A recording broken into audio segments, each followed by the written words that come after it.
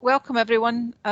This is really called a campfire, and that's because it's more of a discussion. We want to leave plenty of time for some discussion as well as questions, obviously.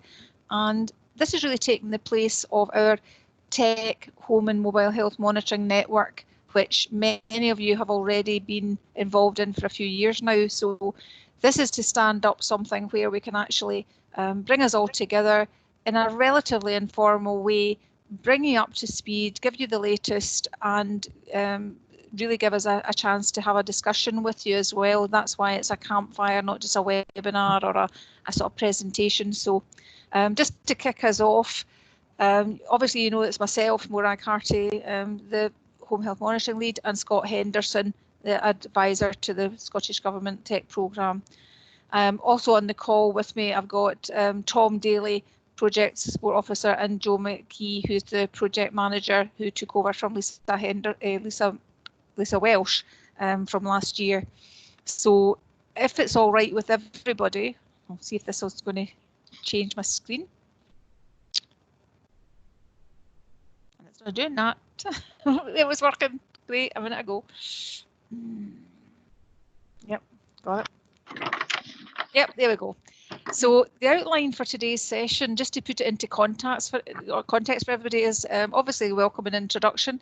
I'll give you a bit more about that.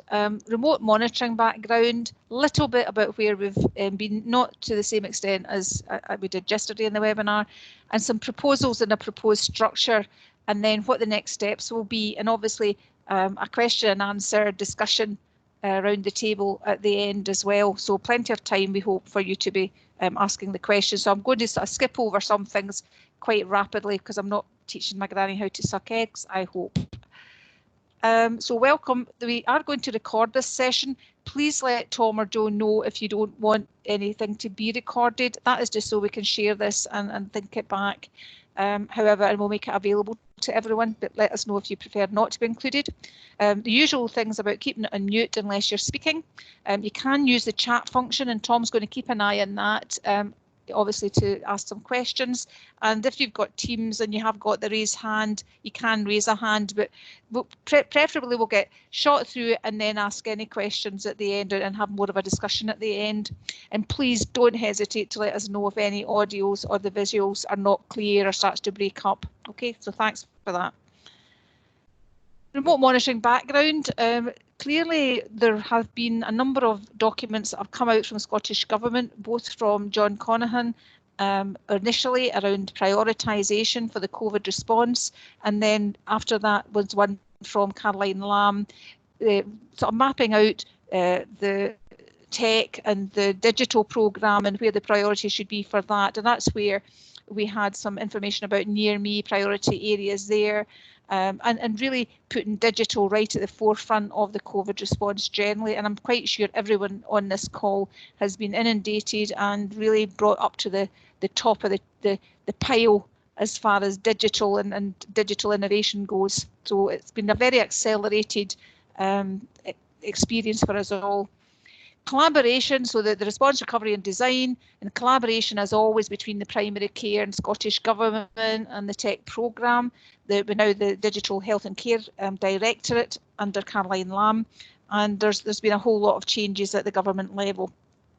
We went forward to a rapid procurement to secure a new platform. Scott will tell you a bit more about that and the process that went through to do that. And we've also been putting some technology to support maternity care, and I'll tell you very briefly just where we've got to with that. That was a sort of something that came in almost side on, because it was initially near me was going to be the technology, which it still is, but we sort of saw the opportunity for some remote monitoring as well. We clearly, and everyone has had an emergency demand around that supporting COVID, but just as time has gone on, that has become more about the post-COVID recovery and the standing up of general services back to business, not quite as usual, but certainly thinking things getting back to a normal in outpatients and so on. So that's where we're at the moment. I'm going to hand over to Scott now, so he'll tell you more. So, of course, as we all know, beginning of March, COVID-19 hit the decks, and we all ran for cover just about, I think. So going over to Scott now, and I'll tell you what happened at that point. Okay, I'm just waiting control of the screen here. Looks like I've got that. Okay, super. So COVID response, yeah, guess it was 9-10 weeks ago now that things started to first really change from a tech perspective, and we had to do all our reprioritization of our various workloads because the focus was very much COVID-19. At that time, there were two sort of main concerns for us: COVID-19 patients, of course, and you know, how they could be best supported, and also non-COVID patients, and they were kind of categorized at the time as being people who are maybe high, medium risk or in shielded groups, perhaps care home residents, but particularly with the suspension of routine services, all the deferred demand, a proportion of which will be deteriorating. So the longer that you're on lockdown, the longer that you have suspension of services, then the condition of these particular patient cohorts becomes worse and worse. So we're quite worried about all of that. So we recognised quite early on that although, you know, Florence has done a fantastic job for us and has actually allowed us to have a home and mobile health monitoring programme, it's kind of been the fuel for that. It probably wasn't the tool that we needed to be able to get us to the next stage and to be able to respond effectively to both the COVID immediate response and to the recovery phase. I'm having trouble shifting slides here now.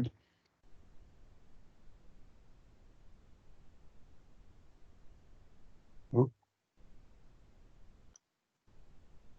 Sorry about that, folks. So we decided that we needed to identify really what type of support that we were going to need.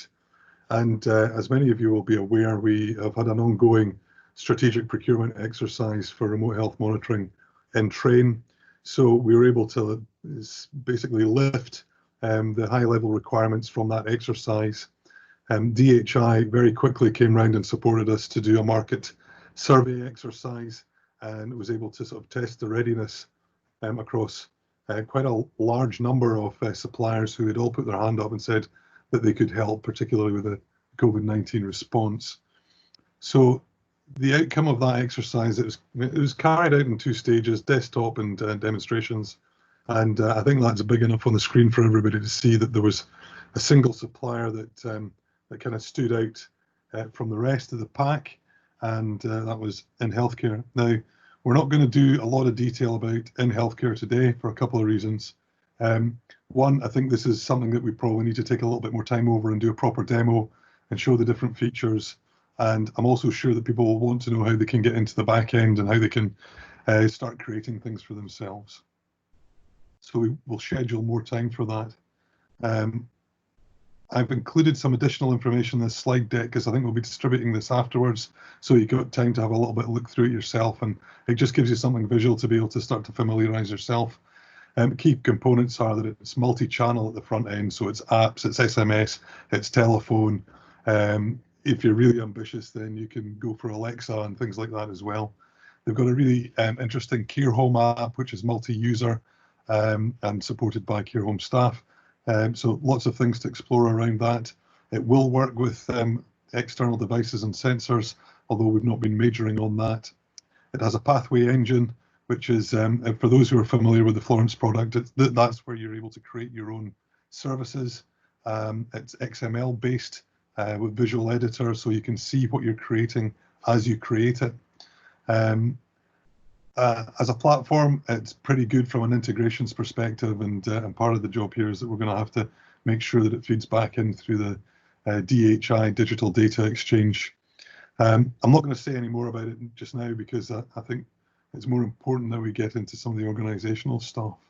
There's a screenshot of what it looks like as well. The big red bar indicates that it's in the sandpit mode, so that isn't part of the overall presentation, just in case you were worried about that.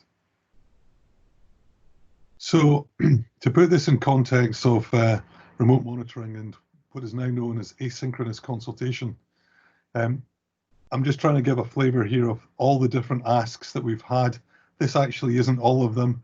This is me just trying to start to put a bit of order and structure around that.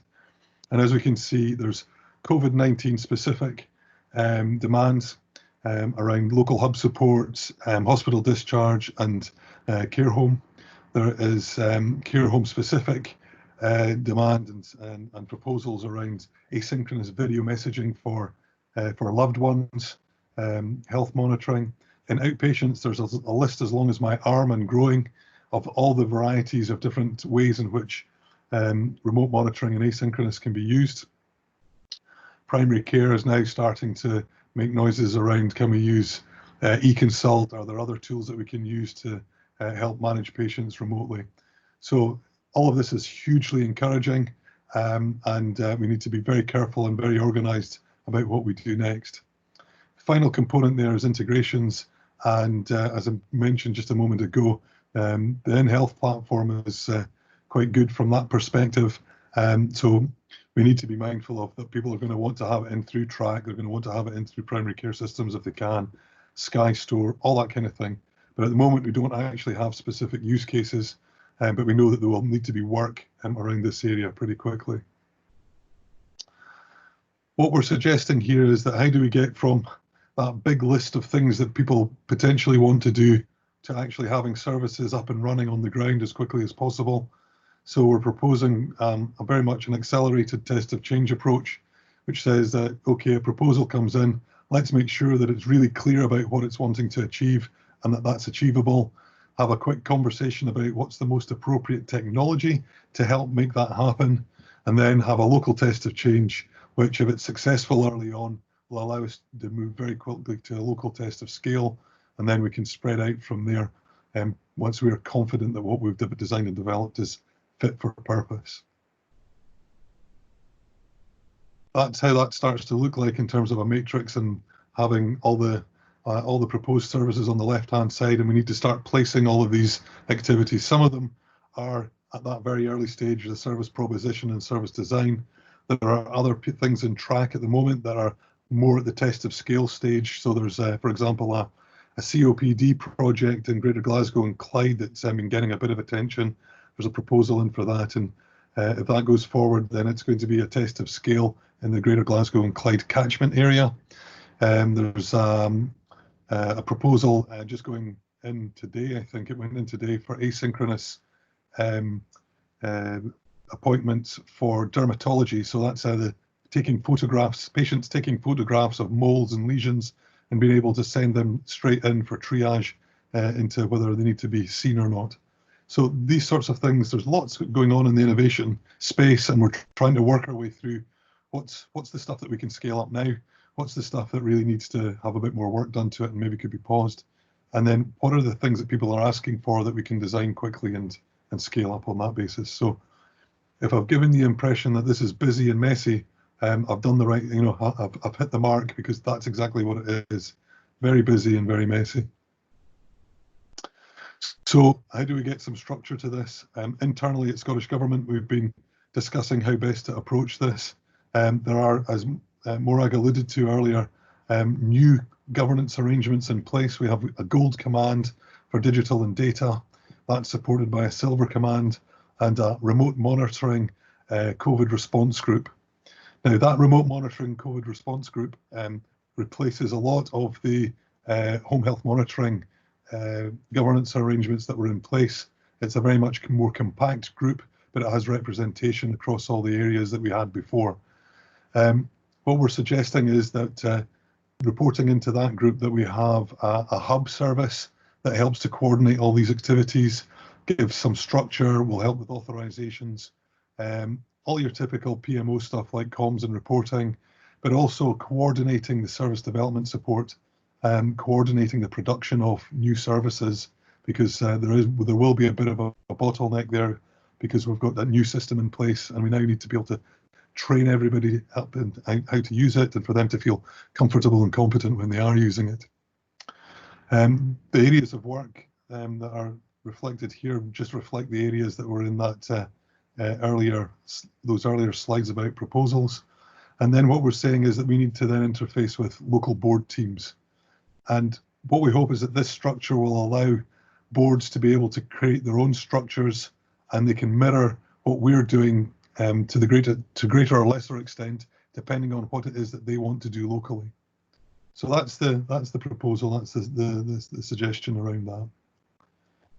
In terms of how we move forward working together and collaborating, I think some key principles are keeping it simple. And by that I mean, when we have requests for support, it's about what's the simplest thing that we can do to help deliver a service on the ground as quickly as possible, and then look to improve upon it, to enhance it, to give it bells and whistles 2 or 3 months down the road. You know, it's about having a continuous production, continuous improvement approach. And the second is that certainly for the in healthcare piece, that's been procured on an emergency standing. So that means that we have it for 12 months with an opportunity to extend it for a few more months beyond that. But after that, it's whatever we have from the national procurement that we'll be working with. So this means that we should be focusing very much on COVID-19 response and recovery activities. That's the purpose for which it was procured. The next principle is that we should be guided by our national and local priorities, and that means that we're going to have really good communication, because sometimes national priorities aren't going to be local priorities and vice versa. So we're going to have to navigate through our priorities in a very mature way, and we're going to have to do it really quickly. Next principle is problem first, technology second. So I alluded to the fact there are lots of other things going on in the marketplace and in terms of service delivery and health and care right now. Just because we've gone out and bought in healthcare doesn't mean to say that that's the only game in town. That's not our intention by any stretch of the imagination, and that we should be saying, well, is there something that's already working that we can scale up? The last is collaborate, because I think it's only by having, you know, regular meetups, having regular conversations, and being able to share what we're learning and to share what we know. Basically, all the principles from our HMHM network that's, you know, helped us to grow. I think we need to continue with that, and I think, you know, that's what will see us through these next few months when it comes to our response. So, Morag, I'm going to finish up there. Thanks, Scott. So just to sort of recap, it is a bit of a whistle wind through. We're just trying to get you on board. We absolutely wanted to come to our tech leads first of all to give them the heads up on what was happening, because the letter did go out to chief officers, chief execs, e-health leads were made aware of it because we had to bring in. Of course, we would bring them in. However, we also had recognised that some of this would all land on your desks. Certainly landed in mine at a rate of knots. So let's see, bring you in, give you a heads up, and give you the opportunity to have a bit of a discussion with us, because we'd like to be taking this forward with you just the same way as we've done in the past with the tech network. I don't think I need to ask for collaboration. I think we have all collaborated extremely well in the past, and even to the as far as the procurement went, there was certainly others involved, in some of our clinical leads from both acute and primary care. We're all involved in this, so it's not something we've just plucked out of the air. So what we want to do is we will be looking at prioritising. Your boards have all had to put in a mobilisation plan into Scottish Government, so there will be some sort of emerging demands from that, we expect. So we'll try and collate those and see if that is giving us a bit of a steer to prioritisation. They've been asked for a clinical lead and a programme lead. Some of you may well be already have been identified as a programme lead, and hopefully will know your clinical leads as well. We're doing a briefing for them next week, putting out a couple of dates. That will be a slightly different flavour to what we've got here, because as I say, we wanted to have the chat with you. But we will arrange a proper full demonstration of the system if you've not already seen it and want to see it, with a good bit more emphasis on what it looks like, what the back end looks like, how it gets built, and you'll give you a chance to ask the more technical type questions. And what we are asking, that any inquiries should be directed through the project team here, the usual tech inbox, because we can't really have people going directly in healthcare. We want to share the learning, so if there's questions to be asked, please do direct them into us and we'll collate them all and let everybody know. And just finally to say, we have made some strenuous efforts. That's why we had introduced the newsletter format, because we thought that was a bit easier to read than yet another letter and sort of 2-wordy text on it. Let us know what you think. Let us know if that fits the bill for you. We've kept it to a 2-page effort that you can look at it and just easy to read. And please do keep in touch with us. So thanks for that. And really, I think the next one, I've not got, I don't know, somebody put the next slide on. You still got it, Scott? Yeah. And we're over to questions unless anyone else from Tom, Joe, have I missed anything? Scott? Nope, I think that's covered it. I think we've done it between us. Well done, Yeah. Thank you very much. So over to yourselves. As I say, if you want to put your hand up or send in some chat, that'll be absolutely fine. The campfire idea is that we know that we're with people who will tell us straight if we ask them to, and that's, you know, that's what we want. We need you to give us feedback on what we're suggesting here. We need you to point us if we're making errors or if we're, you know, way off beam, and you know, that's the spirit in which we'll do this. If you think it's wrong, shout out. If you think it's right, then, you know, tell us you think it's right too. That's going to be helpful to us. See, Erica's got her hand up. But you're on mute, Erica. I know. It just takes me a while to get to the button to unmute myself. Yeah, I'm the same, Erica. I guess it was just to get a bit of a heads up as to, and I was obviously on the call yesterday, or listened to the WebEx thing yesterday. Just, I guess, in terms of in healthcare versus Florence versus some of the other stuff that's going on, in terms of the wee pilots that's going on in, or the test of change that's going on in Highlands around using Florence for COVID. I didn't quite understand from the stuff in the newsletter whether it was suggesting that it's going to be a solution using Florence, or that in itself was interim as a test of change. So what we did there, Erica, was we knew that we would take a little while, a few weeks, to purchase InHealth and get that stood up. And at the time, there was a real urgency to get something moving. Excuse me. What happened was that at that time, we knew that most of the boards had some access to Florence, so we would use what we had at our fingertips at the time.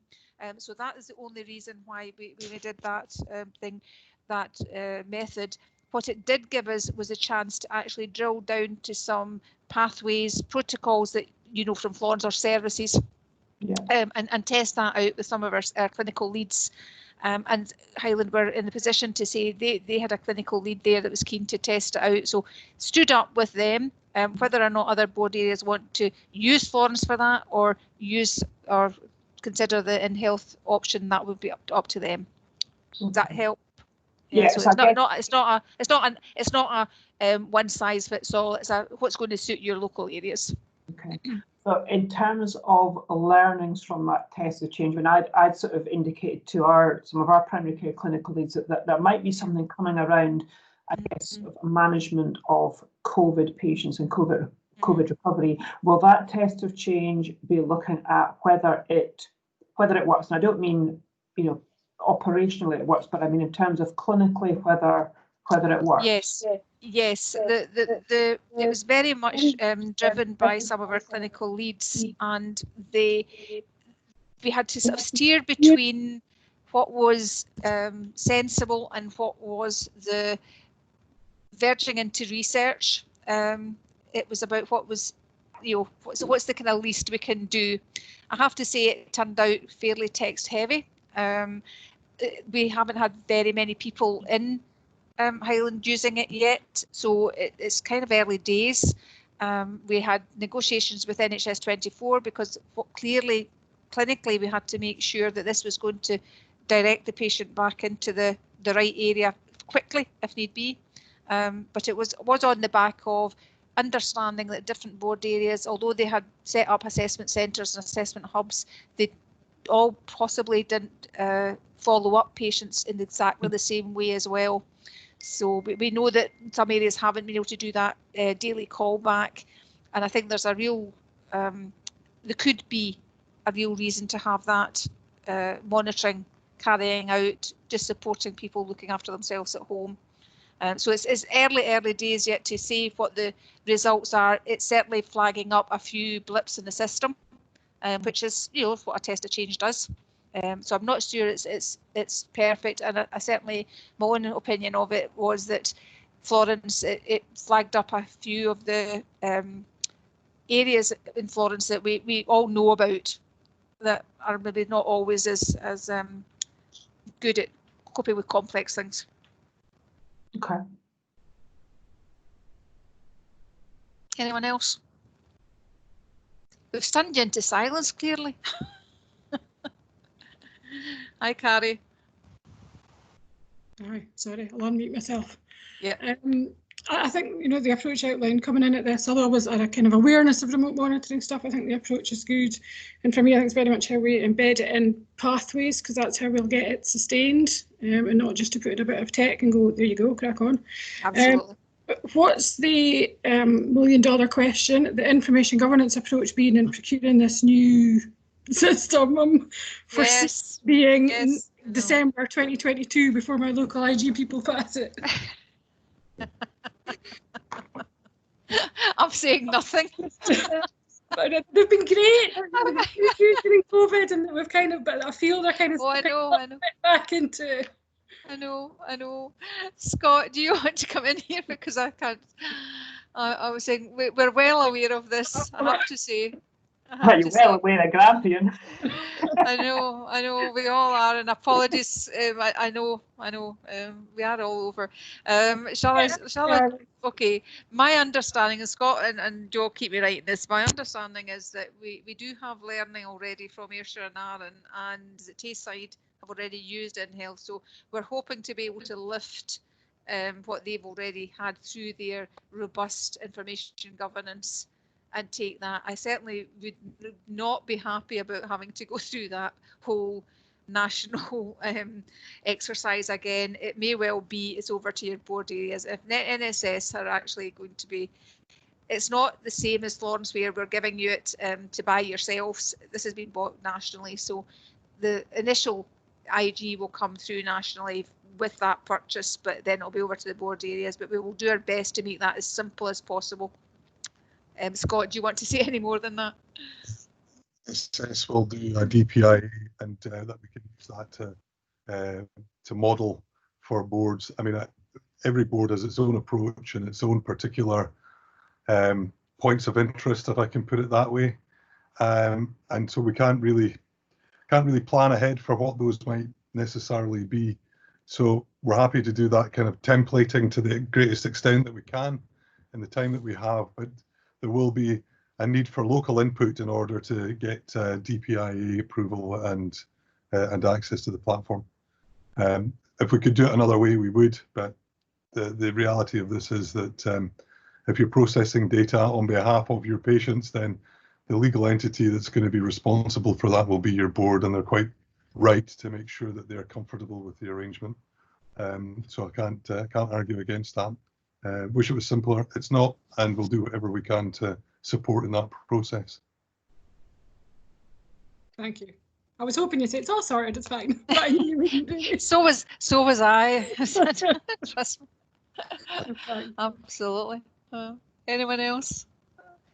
What do you think generally to this approach that we're taking? You know, we're thinking about this. We really want to hear from you guys, because we know that some of it is. You know, you're the sort of feet on the ground. You're the ones that are getting the feedback from your local areas, the sort of feedback from your COVID hubs and your other services. You know, looking at that bit of, you know, that kind of fast bits there. Have any of you? I know we've had some interest already. Is there anyone wants to volunteer where they think this might go, other than the COVID assessment, the symptoms itself? What's your feeling on the ground? What are you hearing? I mean, I think from, and it'll probably be the same in other areas. I think the fact, and you alluded to it earlier, you know, the aspect of backed up demand. So I mean, our long-term conditions, and obviously within primary care, you know, so much has been put on hold. while a lot of the focus is on COVID, and I guess, and Carrie will agree that in Grampian we don't have I guess the rates of COVID that maybe other areas of the country do. So I guess I'm more concerned with our long-term conditions. And I guess as a board that, for the reasons, not gone so far down the road, obviously, with Florence, just interested in, I am about to kickstart our blood pressure monitoring, and of course, lo and behold, everyone's going to be hugely wanting to jump on board with that. But I guess in terms of a little bit of a fresh start where we're not bound up too much with Florence in terms of some of our other long-term conditions, I think there might be some interest in doing something. Exactly what we focus on. There's loads of things, but I think those long-term conditions are the key ones. Erica, that's where we were thinking of as well, because it is we have put this in to say, can we do something around the the COVID recovery? It is absolutely, I think we're probably all saying the same things there, but there's an opportunity to kind of use it, as you say, to try and test some things out that we haven't been able to. So I think you're absolutely right. In terms of the maternity pathway, that talks about using Florence, and I assume it would, but does it have to? Nope. So we literally, as I said, we kind of came in sideways into that maternity pathway, and I'm sorry, I didn't actually say much more about that. We kind of came in there a bit sideways because it was very much a near me, was the tech that was involved in it. It was a whole chief nursing office program, and they came in with, then we'll use near me as a tech offering, and Brian McKinstry and myself then got involved from a point of view of blood pressure monitoring, which evolved into then blood pressure and urinalysis. So it's a fairly straightforward part there.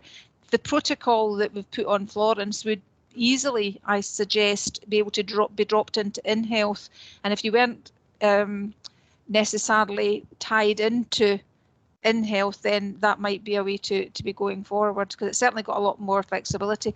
And as far as the maternity pathway goes, it really, we said, for example, Florence, because we recognise that it's not mandatory for them to use digital remote monitoring in that pathway, but we had suggested it was a good way to, for all the reasons we know from blood pressure scale up, for those reasons would be a good way to do it. But other board areas might either not want to use it at all or have something else that they use, and that would be absolutely fine. It's more about saying, here's a way to digitally input your blood pressure, so it could easily be changed from that point of view. The other thing that's quite interesting that you spoke about is the asynchronous stuff. So certainly over the last 3 or 4 weeks, that's the thing I'm getting most, particularly around secondary care and some of our HP services, is the asynchronous stuff, and having the ability to get information, whether it's a questionnaire, a photo, video or something from patients. So how this kind of links in with that, I think will be quite interesting and might give us opportunities to do some of that stuff. Maybe it's been clunky, generic emails, IG, all that stuff that's really clunky and messy. So. Yeah. And I guess related to that, Scott, you mentioned that there is the COPD and the dermatology example, but my understanding, correct me if I'm right, but my understanding was that was using, I think, were they both using Linux? They're a different tool. Is there an option to use in healthcare? So what we have to work out is what's the best tool for the job. So the COPD project, there's no question that what they're doing with the machine learning piece, the time it would take for us to replicate that with InHealth, as that from a standing start, actually would be detrimental to that project. So it makes no sense to say, oh, you need to swap out, you need to continue what you're doing with Storm ID. So if that's going ahead, then that's the basis under which it will go ahead. There's a similar argument around the digital dermatology piece. I think, again, that's Linus through Storm ID. So there's proposal going in about that. Now, the scope for digital dermatology might be national, whereas the COPD project in Glasgow is definitely going to be within Greater Glasgow and Clyde. So if you have a demand for COPD services, then I think we have to be, open to the idea that we're going to be designing perhaps quite a range of respiratory services pathways through in healthcare. And I guess that brings me on to how are we going to do that? Because we probably do want to have a Once for Scotland approach. But again, I think that should be a template approach so that there can be local variation. And I think to be able to speed up, the slide I've got up just now, the service process example, I mean, that accelerated test of change, I think this opens up an opportunity for boards to collaborate from the start. So maybe there's an ASMA pathway that 2 or 3 boards have identified that actually they're trying to do pretty much the same thing. They all have the same ask. So my view would be that they collaborate on that so that we can get to a place where we've got a template that at least 3 boards are content are the right way forward, and to use that type of collaborative approach to accelerate everything, because it means that although we've got maybe 1 board going with the initial test of change, you've immediately got 2 others who are saying, yeah, we want to start now too. And that's where we grow our evidence about things working well and about them being effective. And that then very quickly gets us to a place where we can say, right, here's now a national template. Anybody in Scotland can use it and adapt it for their local needs. Does that make sense? Yeah. I guess one sort of final question for me, and maybe it'll put both of you on the spot, but in terms of COPD is a particular interest, because of work that I've been doing, and we had done a test of change in Aberdeenshire around my COPD, the My M Health, which worked exceptionally well. I mean, you indicated that, in healthcare is there, but it's not the only solution. I mean, what is the national team's view of My M Health and whether they are interested in pursuing stuff around there?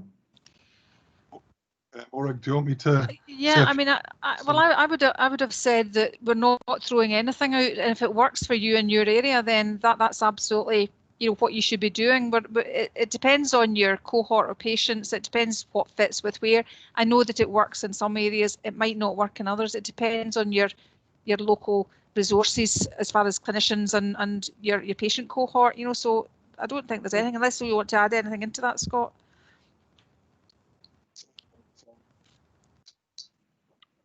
National group, we have looked at that suite of products, and our view was that they have a place, but that we were more concerned about higher risk needs at the time. And I think that understanding where it fits there's still a bit of work to be done, but acknowledge that it's actually a really good platform for motivated self-management candidates, for sure. Maybe has 1 or 2 problems if you want to do remote support with it because of the way in which it's been developed and the way that it's been presented to the market. But it certainly has a place. We're not promoting it out the gate, but it's something that we would be prepared to have a look at later on down the road when we've got through the backlog, I guess, is the way of describing it. There are other more pressing priorities, but if it's working for you, yeah, why would you stop? Because you've got it, it's live, it's happening. There's no point in stopping that. Chris, I'm just noticing Chris, Alan, I'm just thinking, Shona, are you still there? Anyone else got some questions? You want to come in? I think Shona had to go at 4 o'clock. She had I saw that. So it's just there. I'll come in, Maura, if that's okay, Chris. Hi, Chris. Hi. I mean, we'd definitely be interested in the dermatology stuff. I've got people that would be really keen to try and move that forward. I mean, for me, we'll try and take advantage of as much stuff as we can that comes out of this. Why wouldn't we? I suppose the one thing that's in the back of my mind is obviously we are pushing the Florence for the blood pressure monitoring. And the biggest thing that's helped us there has been the fact that those reports go straight into the GP system. So I suppose, is that an option for some of the stuff we're doing for reports to be coming out, going direct into the systems? I know in healthcare have got APIs and they're willing to open those up to people, so I would think it should be.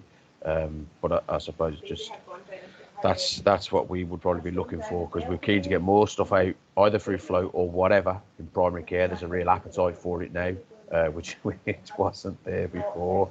But I think a lot of that will trigger on the information being easy for them to access. I'm particularly interested in the care home dashboard. I'd be really interested in that. Yeah, I mean, something that quite excited me was seeing the care home dashboard. We seem to be getting some information through around those reports. Dan Hull just emailed me there just at lunchtime, and there does seem to be a way that can happen. It happened in Lothian. It's just getting the links right, and we're certainly linking in with our e-health leads as well to make sure that we can get that integrated report of some sort going through. So I think there's potential there. I'm not promising anything, but there certainly is a potential there that it's an even better than what we're getting for the blood pressure reports, because it could be looking at the symptom reporting as well. So I think which is the key. It's not so much the straightforward one-off blood pressure reading type of thing. It's actually getting a report that is actually giving, because a pulse oximetry, for example, for COVID is not sufficient on its own. You need all the symptoms and anything else that goes around it. So yeah, the same with asthma and everything else. So there's a definite potential, and that was one of the asks of this new procurement, was that had an open API that we could look at integration, and that's what Scott put on his slide, was saying we know that all has to be there, and it could be key to a lot of the services standing up with it. Scott, do you want to add anything to that? Certainly the integrations piece, yeah, we know this loud and clear, and I saw the same email that came through, and I was really encouraged to see that they could potentially use exactly the same route as Florence is using for those reports. It's essentially the same. Ensemble. Yeah, it's through Ensemble, so it's a copy paste job. It's probably not a copy paste job, but you know what I mean. It's pretty. There's not a lot of development work needed to make it happen, which makes it much more likely to happen in the current environment. Chris, the other thing was your interest in dermatology. If you talk to your e-health colleagues, there's actually a test of change live in De Friese Gallery on the Morse system. I know that. I haven't heard anything about it, so I will follow that up. Yeah. Yeah, it's not patients sending in their own stuff, but it is for community-based colleagues being able to send in referrals from the community. So I don't know if that might be of use to you in the short term. Yeah, thanks. Anyone else? I'll put my national hat on and say, anybody from Lanarkshire want to say anything? Ask any questions? Deathly silence. They're frightened to say anything in front of me. Anyone else? Can I ask Matthew? a question? Sorry. I was going to say, can I ask a question of the group then? We've put up this approach to having some organisation structure around things. Does that look kind of workable to people? Does that look like you could work? You could interface with that you could work with people. I mean, the outpatients piece will probably be the what was the modernising outpatients programme, but it's now the modernising patient pathway programme. It'll likely be the team there that will be doing that sort of side of things. Scale up BP, I think the team there people are already familiar with. And in terms of the care home work, there's a much broader digital care home initiative just being started up. And on the primary care side, we're just bringing colleagues into that. But I just wanted to see if that kind of made sense, or whether there was, that looked alien to people. I just don't want to make the error of presenting this back to clinical leads next week and then going, yeah, but that's never going to work.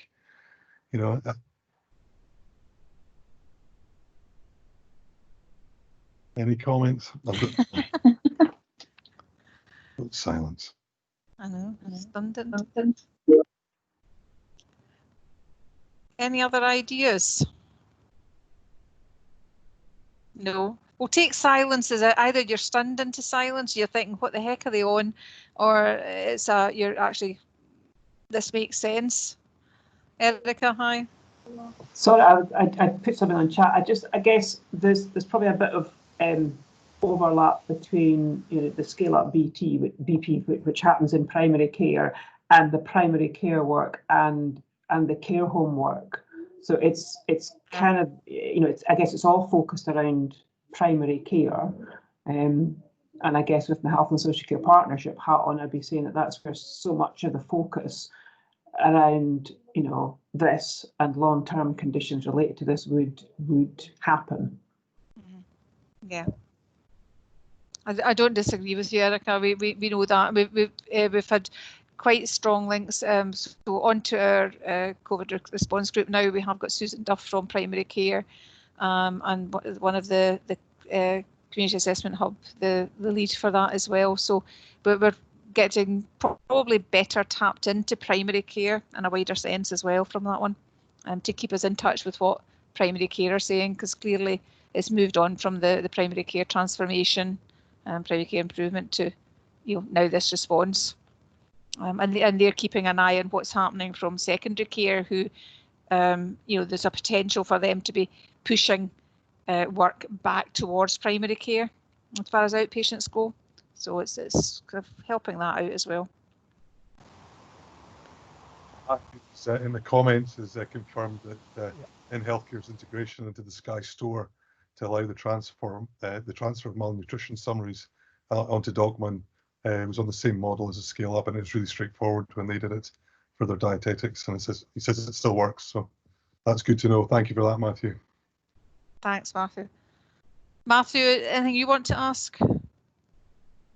No, thanks, Maura. I'm still digesting and thinking. I'm trying to decide how it'll land in Lothian across the 4 partnerships at the moment, and where the responsibilities will sit for managing things. I think the fact that we've got the in-healthcare platform for dietetics will give us a chance with the governance, as was discussed earlier. Yeah, it'll be interesting to think what we might. COPD is certainly an area where we're exploring and waiting for re-procurement of the HMHM solution in between times, but we are adapting that service for COVID. So I think that could be an area where we would be interested within the partnership, certainly, and joining forces with any other areas that would be interested in taking that forwards. And then I'll just have a chat with Grace and Morag and see where else we're interested in, and keep in touch with you. That would be good. I think it is just actually giving you food for thought at the moment, so that you actually know before where we're headed, before we go and speak to your seniors, and then have the demo, and then sort of give you just a chance to digest it, percolate it, as I say. Thank you. Okay, so I mean, has this been helpful for people today? We've got another session tomorrow. Yeah, we'll do the same thing. Yeah. So those that we can see are nodding yes, that's been helpful. Please just continue to send us in any questions, because we'll probably go away, think about it, think, oh, I should have asked this, and the usual story, not quite sure about that. So please, ping some ideas, ping some thoughts, ping some any questions you've got. Okay. So I think we'll just call it a day there. Is there anything else anybody wants to say? Joe, Tom, is there anything we've missed out, or anything you want to say? I'm fine, Laura. Thank you. That's really well presented. Thanks. Thanks very much, guys. Okay, away and enjoy the sun.